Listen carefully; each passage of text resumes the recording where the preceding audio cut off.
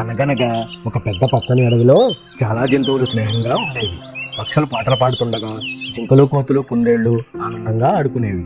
కానీ ఒక చిన్న ఉడత మాత్రం చాలా అల్లరి చేసేది. ఆ అడవిలో ఉన్న ఒక చిన్న తెల్లని ఉడత చెట్లపైకి దూకుతూ అక్కడ ఉన్న పక్షుల గూళ్ళను కదిలించడం చేసేది. అది ఎప్పుడూ అల్లరి చేస్తూ అందరికీ ఇబ్బందులు కలిగించేది. కోతులు చెట్ల మీద కూర్చుని పండ్లు తింటుంటే ఉడత ఒక్కసారిగా చాకచక్యంగా వచ్చి వాటి పండ్లు లాక్కుని నవ్వుతూ పారిపోయేది.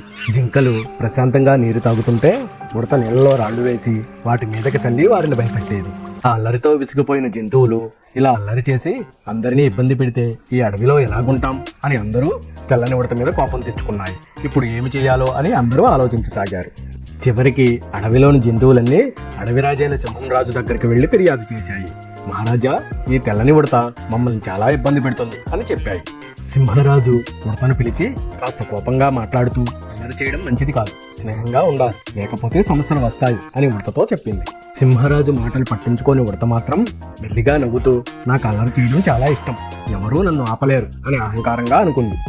ఒకరోజు అకస్మాత్తుగా పెద్ద బలమైన గాలి వీచింది.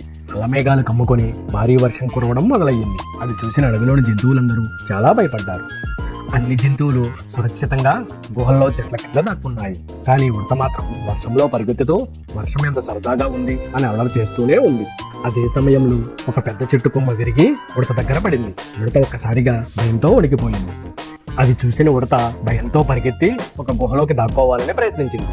కానీ అక్కడ జంతువులు దానికి అడ్డుపడి నీకు మాతో స్నేహంగా లేకపోతే మేమెందుకు సహాయం చేయాలి అని ప్రశ్నించాను.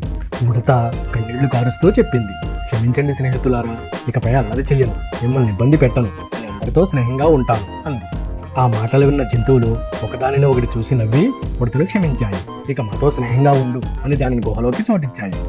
వర్షం ఆగిపోతూ ఉండగా సూర్యుడు కొద్ది కొద్దిగా ప్రకాశిస్తున్న వేళ అందరూ బయటకు వచ్చి సంతోషంగా ఆడుకున్నారు.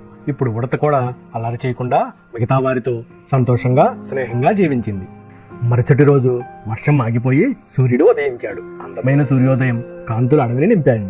జంతువులందరూ గుహల నుండి బయటకు వచ్చి సంతోషంగా కదలాడాయి. ఆనందంగా కొత్త రోజులను మొదలుపెట్టారు. ఉడత ఇప్పుడు మారిపోయింది. ఉడత ఇప్పుడు కొత్త అలవాటు చేసుకుంది. పక్షులతో కలిసి చెట్టుపై కూర్చుని పాటలు పాడుతూ వారితో కలిసి సమయం గడపసాగింది. అంతకు ముందు కోతుల పండ్లు లాక్కున్న ఉడత కోతులతో కలిసి పండ్లు పంచుకుంటూ తినడం మొదలుపెట్టింది. ఇక ముందులాగా వాటి పండ్లు లాక్కునే పని చేయలేదు. ఒకరోజు చెరువు దగ్గర ఉడత జింకలతో కలిసి నీరు తాగుతూ వారితో ఆటలాడుతూ నిజమైన స్నేహం ఎలా ఉంటుందో తెలుసుకుంది. అది గమనించిన జింకలు ఉడతలోని మార్పుకు చాలా సంతోషించాయి. ఇదంతా చూస్తున్న సింహరాజు ఆనందంతో సంతోషంగా నవ్వాడు. ఇదే నిజమైన అడవి ఆనందం, జంతువులంతా స్నేహంగా ఉండటం అని అన్నాడు. జంతువులన్నీ సింహరాజుతో కలిసి అడవిలో తిరుగుతూ ఎంతో ఆనందంతో జీవించసాగాయి.